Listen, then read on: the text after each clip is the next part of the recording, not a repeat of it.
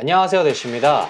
롤러블의 발표가 끝나고 며칠 만에 LG전자 모바일 사업부에서 임직원들에게 권봉석 사장이 메일 한 통을 보냈습니다. 내용은 MC 사업본부의 사업 운영이 어떻게 정해지더라도 여러분들의 고용은 유지된다 라거나 모든 가능성을 열어두고 모바일 사업 운영 방향을 면밀히 검토 중 같은 문구들이 마치 LG의 모바일 사업이 곧 끝날 것 같은 분위기를 하고 있습니다.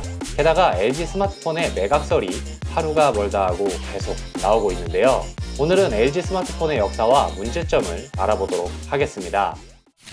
LG는 삼성과 마찬가지로 스마트폰 시장에 비교적 늦게 진입했습니다. 첫 스마트폰으로는 윈도우 모바일 기반의 LG S200이었는데요.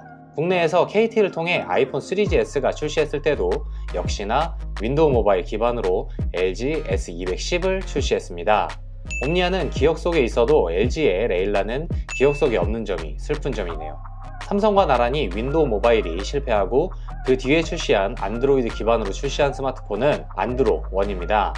이때 LG의 판매 전략에서 삼성과 다른 점이 하나 있는데요. 안드로 1은 KT 전용으로 출시했다는 점입니다. 예를 들면 2010년 6월 출시한 옵티머스 Q는 LG U 플러스 전용이었고 같은 해 7월에는 SK와 KT 전용으로 옵티머스 G를 출시했습니다. 이러한 통신사 독점 방식의 판매는 그 전까지는 당연한 구조였지만 이때쯤 이러한 독점 방식의 유통이 끝나가고 있던 시기였지만 LG는 이런 방식을 고집했습니다. 하지만 돌연 이런 행보를 버리고 갑자기 통신사 공용 제품을 만드는데 그것은 옵티머스 1이었습니다. 게다가 가격도 비교적 저렴해 출시 3개월 만에 100만 대를 판매했는데요.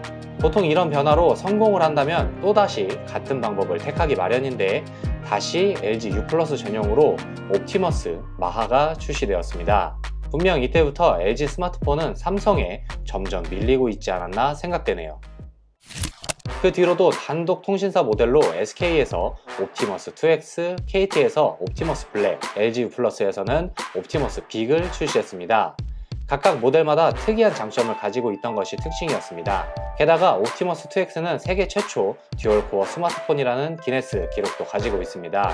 그 뒤로도 옵티머스 3D, 옵티머스 Q2, 옵티머스 EX 등 계속해서 옵티머스 시리즈를 내놓았으며 옵티머스 LTE와 LTE3까지 옵티머스 시리즈를 내놓습니다. 여기까지 보신 분들은 도대체 옵티머스 시리즈 전후 모델이 어떤 것이고 어떤 게 더 좋고 나쁜지 알 수가 없으실 것 같습니다. 물론 저도 그렇습니다. 삼성의 갤럭시 시리즈는 옴니아의 실패 후 계속해서 갤럭시라는 이름과 뒤에 넘버링으로 삼성의 후속기기라는 이미지를 만들어냈지만 LG는 앞서 말씀드린 통신사별로 다른 모델을 내놓았고 출시 시기도 2-3개월밖에 차이가 나지 않으니 소비자는 물론 판매하는 사람들까지 LG 스마트폰의 라인업이 복잡해집니다. 물론 옵티머스 LTE와 LTE2는 출시 2개월 만에 100만 대를 판매하는 등 상당한 저력을 보여줬지만 이미 삼성이 국내 스마트폰 점유율 50%를 가져갔고 갑자기 등장한 펜텍에게 국내 스마트폰 2위 자리까지 내줬습니다. 이때 LG는 또다시 옵티머스 G를 내놓는데 이를 마지막으로 LG 스마트폰에서는 옵티머스 시리즈가 아닌 G 시리즈를 내놓습니다.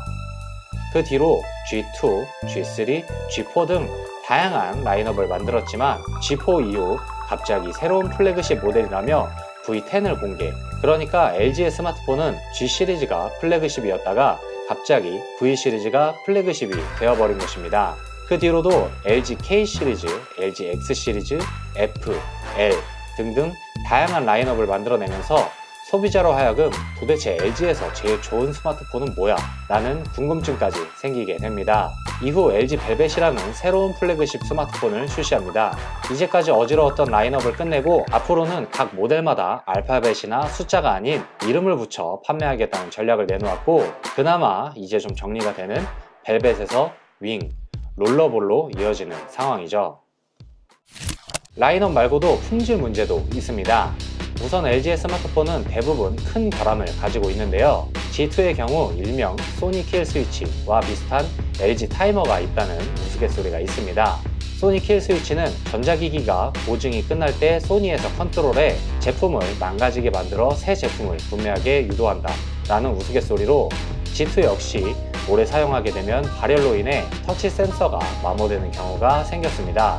이 모델 말고도 다양한 모델에서 다양한 문제가 발생했는데 와이파이 신호 수신율 저조, 제품의 유격, 배터리 충전 문제, 그리고 디스플레이 문제, 마지막으로 메인보드의 문제까지 있는데요. G3 시리즈부터 AP의 열을 감당하지 못한 메인보드들이 무한 로딩이나 재부팅 되는 경우가 발생했습니다. 그리고 LG 하면 디스플레이라는 인식이 있을 정도로 디스플레이를 잘 만드는 회사로 알고 있지만 이상하게도 자신들의 스마트폰에는 중국 기업인 BOE의 디스플레이를 사용합니다. 물론 다른 회사에서도 BOE의 디스플레이를 사용하는 경우가 많지만 보통 플래그십 모델에서는 BOE 디스플레이를 사용하지 않는 경우가 많은데요. LG는 V50S ThinQ 이후로 출시하는 스마트폰에는 BOE의 디스플레이를 사용합니다.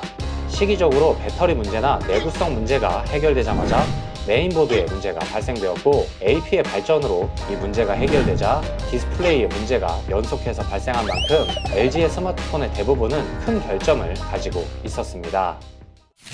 게다가 소비자의 니즈도 잘 파악하지 못하는 편입니다. 다양한 시도를 하는 것은 좋으나 이 기능들이 한두 번도 아니라 대부분 소비자들에게 외면을 받는데요. 예를 들면 G8에 정맥인식 센서를 넣어 타 제조사의 지문인식이나 페이스 아이디와 차별점을 두었지만 인식률이 너무 낮아 있으나 마나한 기능이었고 G7 ThinQ에서는 그 전부터 욕먹었던 붐박스를 고집스럽게 적용하면서 욕을 먹었습니다. 소비자들은 LG의 스마트폰이 제발 평범하게 나왔으면 하는 소망이 있었지만 LG는 이를 거부하고 매번 새로운 시도를 하고 매번 실패했습니다. 자, 오늘은 LG 스마트폰의 문제점들 그리고 왜 이렇게 판매가 저조한지 알아봤는데요. 생각해보면 LG의 스마트폰은 대부분 조금 특이하고 많이 괴상했던 제품들이 많았던 것 같습니다. 이런 새로운 시도가 완벽한 품질과 좋은 AS로 이어졌다면 지금의 일률적인 디자인이 아닌 더 다양한 제품이 나왔을 것 같은 아쉬움도 있네요. 여러분들은 어떻게 생각하시나요? LG의 스마트폰 이대로 끝날까요? 여러분들의 의견을 댓글로 남겨주시고 오늘 영상이 흥미로우셨다면 저희 채널 구독과 좋아요 한 번씩 눌러주세요. 그럼 오늘은 여기까지 하도록 하겠습니다. 감사합니다. 대시였습니다.